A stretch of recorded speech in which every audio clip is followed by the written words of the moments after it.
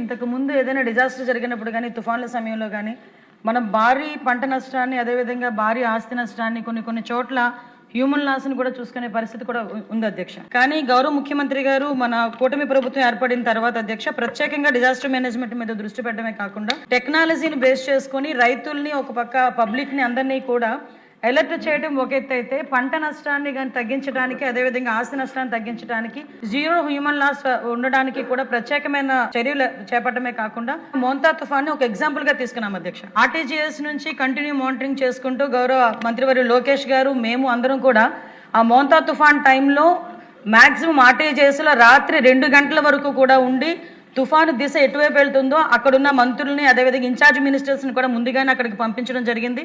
పంపించడంతో పాటు అక్కడ ఎమ్మెల్యేస్ని కూడా అలర్ట్ చేసి ఓవరాల్గా పంట నష్టాన్ని ఎలా తగ్గించాలి, ముఖ్యంగా తుఫాను ప్రభావాన్ని ఎంతవరకు తగ్గించాలి దాని మీద కూడా ప్రత్యేకంగా టెక్నాలజీని బేస్ చేసుకుని ఉన్న అలర్ట్నెస్ ని బట్టి మనం ఒకటి చేసుకోవడం జరిగింది అధ్యక్ష.